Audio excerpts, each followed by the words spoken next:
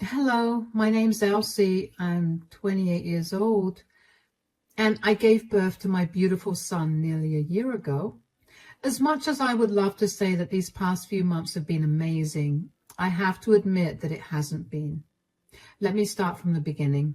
The first thing you should know about me is that I'm the daughter of a single mother who raised me in poverty. I've seen a woman juggle 4 jobs just to make sure that I had food on my plate and a good education. There's nobody in this world that I respect and I admire more than her. Seeing her work so hard inspired me to do the same, and I managed to get into a great college with a full scholarship. I picked up a few odd jobs to manage my expenses as well, and I was living well. During my last year of college, I met my now ex-husband, Peter. Peter and I met at the coffee shop that I worked at. He was a regular and happened to turn up one day at closing time when I was the only one there. We got to talking and we decided to go on a date. One date turned into many more, and then we were in an official relationship. One thing about Peter, he came from a very privileged background and he let that show in every way possible. He never wore cheap clothes and almost always had the best version of every electronic gadget. He even had his own house by the age of 22. Anyway, I didn't care for his money. I knew firsthand how money never made me as happy as I was when it was only my mother and me. Peter and I got married after dating for 3 years. It was honestly one of the best days of my life. About 2 years after we got married, we were both ready to start trying for a baby. I got pregnant pretty quickly, and before I knew it, 9 months had passed and I was nearing my due date. Now, I wanted my mother to be by my side while I was giving birth because I wanted her to be there with me at all major milestones of my life. Unfortunately, my mom had to work, so she couldn't attend. My mom continued to work hard and refused to let me help out with money at all.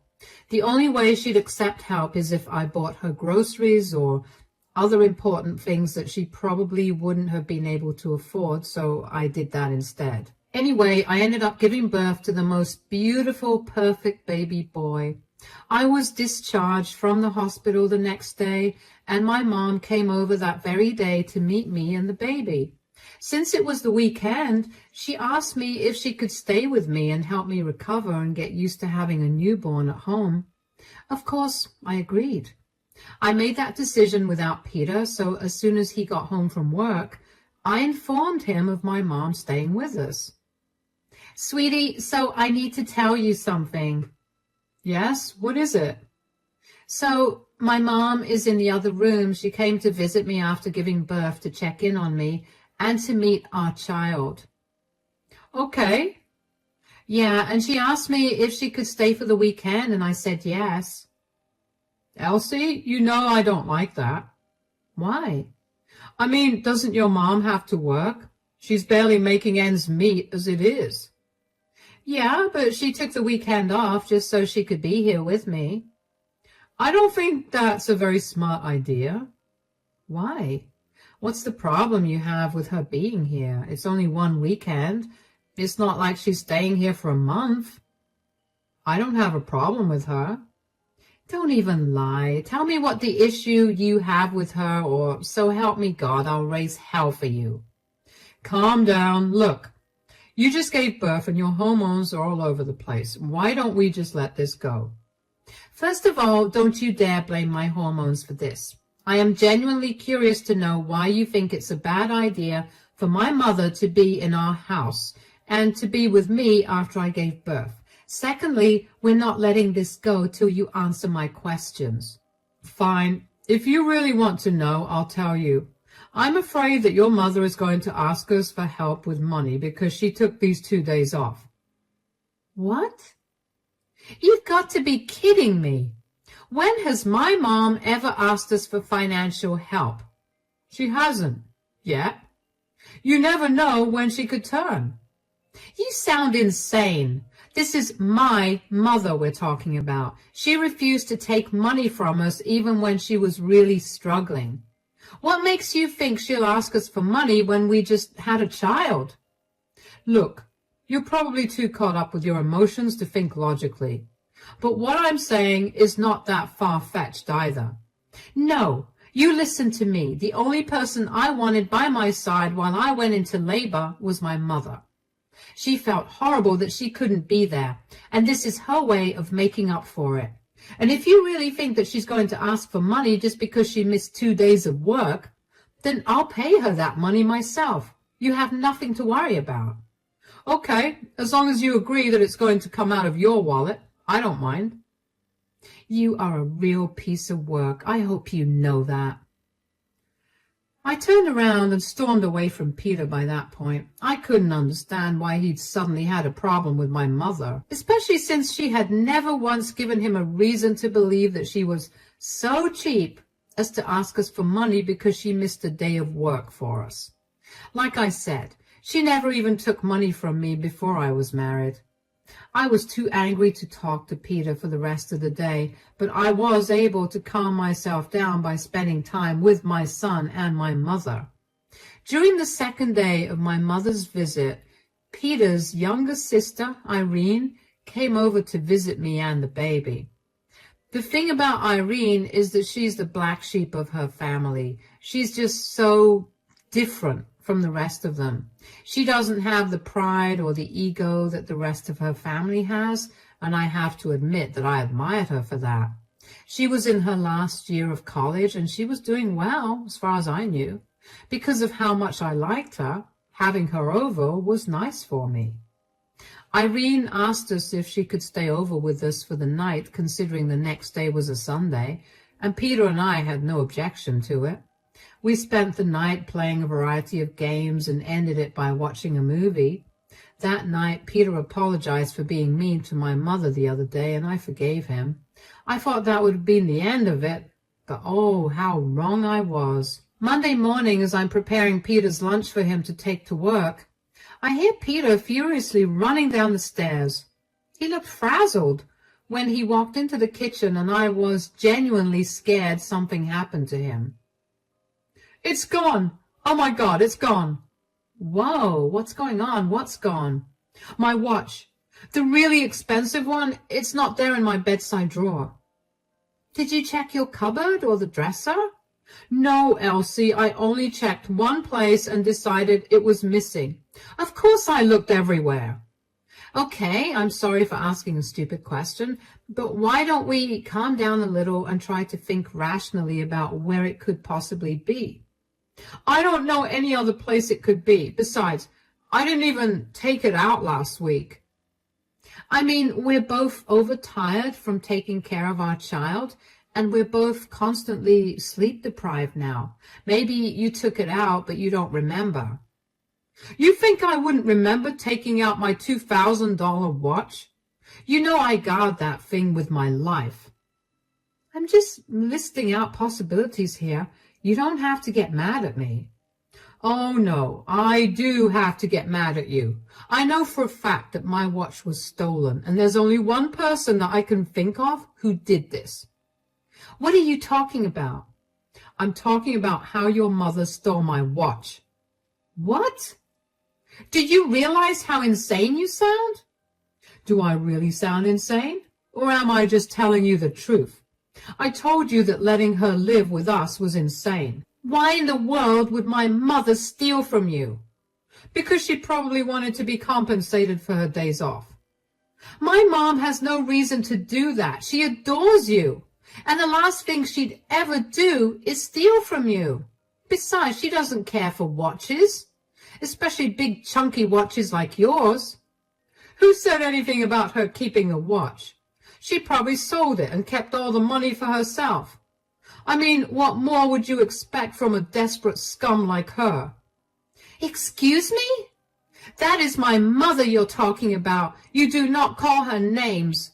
You have no proof of her stealing anything, so keep your thoughts to yourself. How can I? You were the one who allowed her to stay here, knowing full well that our house was full of things that she could easily pawn off to help her live a better life. I will not take you slandering my mother this way. Then ask her to pay up for the watch or return it to me. If she can't, Then you said that you would help her out, so I expect you to pay me back. Are you being serious right now? Believe me, Elsie, I've never been this serious in my life. Peter scowled at me and then left the house in a huff. I was in shock. I never expected Peter to accuse my mother of stealing his stupid watch. My mother was the most honest and hard-working person I knew. She couldn't even hurt a fly, let alone steal an expensive watch. I remember one time she lied to me about what happened to one of my artworks that I brought home from school, and she got so consumed by her guilt for lying to me that the next day she broke down crying and told me she accidentally threw it in the trash because it was a part of the trash pile. My mother would never have been able to keep a secret that big for longer than an hour. I knew her that much. I had nothing to worry about there. But what I did have to worry about was my relationship with Peter. I didn't know if it was a postpartum thing, but I was seriously beginning to question our relationship. After Peter accused my mother of wanting to take money from us, I began wondering if our relationship was right for me. But now, calling her a desperate scum? I wanted to divorce him. I didn't immediately take any action, though. After all, I still didn't know if my emotions were all too heightened because I just gave birth. I was also grappling with the worry of how I would pay Peter back if he asked me to do it. He knew very well that it was not an amount I could easily afford. I would have talked to my mother, but I didn't want her to find out about what was happening. She would blame herself for coming in between us, and I didn't want that. Unfortunately, though, my mom did end up finding out about the stolen watch, and she was accused of having stolen it. I knew she found out because she called me about 3 days after Peter told me that his watch went missing to tell me that she knew. Hi, sweetie, are you free to talk? Oh, hi, Mom. Of course I'm free to talk, and yes, before you ask, I'm doing good, and so is your grandson, and yes, I'm feeding him well. Hold on, are you crying? I'm so sorry. No, why are you saying sorry? Why are you crying? Are you okay? Are you injured or something? No, it's nothing like that. Was it a bad thing for me to stay over at your place this last weekend? Of course not. Why would you ask me that? My house is as much your house as it is mine. I just wanted to know, that's it. Why did you want to know? Oh, no. Did Peter say anything to you? No, forget I said anything, please. Absolutely not. Tell me right now, did Peter say anything at all to you after you left from here? Don't be mad. But he called me up 2 days ago, and he began yelling at me. He called me all sorts of names, including a thief. I had no idea what he was talking about, and then he told me that his $2,000 watch was missing. He told me that the only person who could steal it was me, and Sweetie, you have to believe me. I didn't steal anything. Mom, I know you didn't steal anything. I told him as much. I don't know why he had to call you to accuse you, but I'm going to teach him a lesson. Oh, you don't have to do that. Just as long as you believe me, I'm okay. I didn't tell you immediately because he threatened to take legal action against me if I told you. It was eating me up on the inside to not tell you, and now that I did and you believe me, I feel better, although I don't have any money to pay him back. What are you talking about? You didn't steal it, so you don't have to pay for anything. Yeah, you and I know that, but Peter does not. He sounded very angry when he told me that I had a week to pay for his lost watch. You don't have to worry about that at all, okay, Mom? Let me take care of this. I'm going to find this watch for him, and then when he least expects it, I'm going to hand him divorce papers. Divorce? I didn't want things to get this bad, sweetie. You can't divorce the man. You love him. He's the father of your child. I loved him, yes, but this is not the man I fell in love with. This is a man that cares more about himself than anyone else, and I've been blind to it for so long. I draw the line at him hurting the one person in the world I look up to the most. Okay, sweetie, I'll be here to help you out with whatever you need. Thank you so much for sticking up for me and for believing me. Of course, Mom. Now, you try to forget all about this and let me take care of things. Anger, pure, unfiltered anger is what I felt after that call. I couldn't believe the lengths that Peter would go to just to belittle my mother. Calling her names and demanding she pay for the watch was not something I could tolerate. So I decided to do some digging. I went to all the reputed jewelry stores in our town and even scoured the internet for any traces of the watch. I hadn't found anything. That left only one place, the pawn shops. I went to practically all the pawn shops in town. Don't ask me how I managed to do that and take care of a newborn. Let's just say that when your mother's instincts kick in, you suddenly become a superhuman who's able to complete any task, whether child-related or not. Anyway, none of the major pawn shops in my town had the watch, and just as I was about to give up, I remembered that there was a tiny pawn shop just 3 blocks away from my house. I crossed my fingers and hoped that the watch would be there, and wouldn't you know it, it was. The pawn shop owner let me have a look at the watch, and after a little prodding and begging, he finally told me who sold it to him.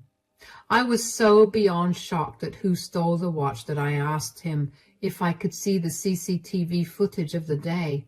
He let me see it, and when I confirmed that he was telling the truth, I asked him for a printout of the culprit in the store that day. I also made a quick phone call and found out why the watch got stolen in the first place. When I found the watch, it had already been a week since it got stolen, and it had also been a week since Peter talked to me. So I couldn't wait to get back home and shove the evidence of the thief in his face. Thankfully, Peter was at home when I got back. So I went around to a few pawn shops today to search for your watch. The watch that your mother stole from me, and did you find anything? I did find the watch, yes. But I asked the pawn shop owner about who sold the watch and when. Did he tell you that your mother stole it? Is this your roundabout way of apologizing to me? No, I have nothing to apologize for. What do you mean? The pawn shop owner told me the funniest thing. Apparently someone did sell him the watch last weekend, and it wasn't my mother. What? Then who was it? It was your sister, Irene. What? That's impossible.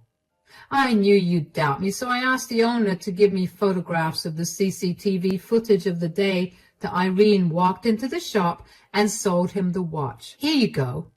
There she is, clear as day, and there is the watch on the counter. And before you question if it really is your watch, the watch is engraved with your initials on the back. But why would Irene steal from me? It's simple. I called your mother, and it turns out that she cut Irene off because she caught Irene stealing from her, too. Irene probably got desperate for money, and she stole from you. And it was the perfect opportunity for her to come over when my mom was there because she knew how much you looked down on my mom. Look, I'm really sorry. I didn't mean to. Save it. I don't want to hear any apologies from you. All I want is for you to call Irene over and confront her about this whole thing. I'll definitely do it. In the meantime, I know you don't want any apologies, but I really am sorry for all of this and for all the things I said. Are you really sorry? Or is this just an apology meant to make me happy for the moment? Are you going to turn on my mother again when something else of yours goes missing? I explained to you why I thought that way. I still agree with my reasoning. It's just that this time your mom didn't do anything, and I was wrong. I'm sorry, okay? Whatever. Just call Irene over so you can talk to her about this. Hearing that Peter still thought he was right for being so elitist made one thing clear in my mind. I needed to divorce him. One of the first things I ever opened up to him about was how much I loved my mother. He knew how important she was to me. He knew how selfless my mother was, yet he couldn't look past her class to see the person she truly was. While Peter called Irene up and asked her to come over to our place that weekend, I went out to file for our divorce. When Peter was at work, I gradually packed up my things and shifted them to my mom's place. My mom was helpful, but she was silent for the most part. I knew that she was inwardly berating herself, but I also knew that I did not have the mental capacity at that point to explain things to her in a better manner. I just always reassured her that she was not the reason for everything that was happening. You know what else is funny, though? Peter never once realized how empty the house was getting with each day that passed. By the end of the week, only the bare bones of our house were there, and Peter barely recognized the difference. That only made me feel better about the decision I made to leave him. Anyway, that weekend, Irene came over. I could tell that Peter was trying his best to keep his cool and make sure that he would not explode in anger at his sister. When I opened the door to Irene, she looked pale and sweaty. She nervously greeted me. Hi guys, how's everything going? Irene, sit down. What's going on? I hope everything's fine. It's not. We know what you did. Do you want to explain yourself? What are you talking about? I'm talking about how you stole my $2,000 watch last weekend and then pawned it off. I didn't do that. Save the lies, Irene. Here's the picture proof of you selling it to the pawn shop 3 blocks away. Now explain yourself. Well, I didn't have any money. Mom cut me off because she caught me lying about how much money I needed. She barely gave me much money to begin with, and I was barely getting through each month. I tried for months to find a job, but everywhere I applied either turned me down or never responded. I needed to get some money somehow. So, you couldn't have just asked me for some help. You had to steal from me? You don't think it's humiliating to ask you that? You never miss a chance to shame me for asking you for help, be it money or anything else. Oh, I have to agree with you on that. What? Why are you agreeing with her? Because she's right. You make it so hard for anybody to approach you for help because you always lord it over them as some insult. We can talk about this later. No, actually, I don't want to talk about this later. Here's the divorce papers. I'm moving out. What? What is this? Why are you divorcing me? I don't want to be with a man that would so willingly accuse my mother of stealing from him and then calling her a desperate scum just because she earns less than him. Not to mention, you didn't even apologize for anything that you said. You cannot be serious, Irene. This is all your fault. If you hadn't stolen my watch, I wouldn't have to deal with a divorce. No, Irene, you are not to blame for the divorce at all. Look, I get how hard it is to get a job right now, and I'm sure that I could help you find something. You stealing the watch only finally opened my eyes to what kind of a person Peter truly is. You're taking the side of a thief over the father of your child? If you can't see why exactly she became a thief, then it's only proving my point. So you only asked me to call her here so you could humiliate me? Of course. You need to understand how humiliated I felt when you accused my mom of being a thief. And then you also went ahead and told her that over the call, and also threatened to take legal action against her. Yes, I know about your call to her. I was just very angry about the whole thing. I didn't mean to. Whether you meant to call her and accuse her of stealing from you or not, you still did it. That's enough for me to leave you. If you want to discuss custody agreements and all that, you can talk to my lawyer. You can't just leave me like that. Don't I mean anything to you at all? After what you said about my mother, who, by the way, you know worked super hard to provide for me, absolutely not. You don't deserve my love, and I'd much rather be a single mom than be with someone who constantly looks down on me and my family. Come on, Irene. I'll take you back to your dorm. Bye, Peter. I was shaking with anger by the end of the conversation, and I knew that I needed to exit as fast as possible. Irene looked gobsmacked at the way the events turned so quickly, but I grabbed her arm and led her out of the house. In the car, I made sure to tell Irene that even though I defended her in front of Peter, I still did not agree with what she did. She needed to properly apologize to Peter and work towards paying him back. Irene began to cry and thanked me profusely for being so understanding. I felt so bad for her because I knew just what kind of person my mother-in-law was. Peter got his better-than-everyone attitude from somewhere after all. After I dropped Irene off at her dorm, I made my way to my mom's place. My mom greeted me with the biggest hug and cried into my shoulder. She felt horrible because she thought she was the reason that Peter and I were getting a divorce. But after a long conversation, I helped her realize why that was not the case. Peter did not stop trying to get in contact with me, but I made it explicitly clear that I wanted nothing to do with him and that if he wanted to talk to me, he could go through my lawyer. Thankfully, Peter realized eventually that I was not going to back down on my decision, so he signed the papers and we got divorced pretty quickly. We had also signed prenups, and that made the entire process so much easier. As for custody of our child, my state favors the mother, so I managed to get full custody. But Peter got visitation every weekend, and for the sake of our child, I've decided to be as civil as possible with Peter. That will obviously stop the second that Peter starts bad-mouthing me or anybody that he considers beneath him to our son. Anyway, it's been a good few months since Peter and I got a divorce, and Peter still texts me from time to time to tell me that he regrets what he said every day. He tells me that he still loves me, but I can't help but think that it isn't true, especially since he had been so ready to put me and my mother through financial ruin over a watch. Because I never replied to him, he suddenly switched from professing his love for me to telling me I was a poor, disgusting scum who only used him. I could tell that he was saying that to get a rise out of me, but I also couldn't help but wonder if he thought that way of me throughout our relationship. I got a lot of calls from Peter's family calling me a pathetic person for leaving Peter and for helping Irene get a job. I blocked them all, moved on with my life. My divorce from Peter ended up bringing me some really good luck because the very same day our divorce got finalized, I got a huge promotion at work. So I can now live a lot more comfortably and I can save up a lot more for my son. Right now, I still live with my mother because my income is also helping her, and she means the world to me. I've learned my lesson. I'm never going to let anyone belittle me or my family ever again. Thank you for listening to my story.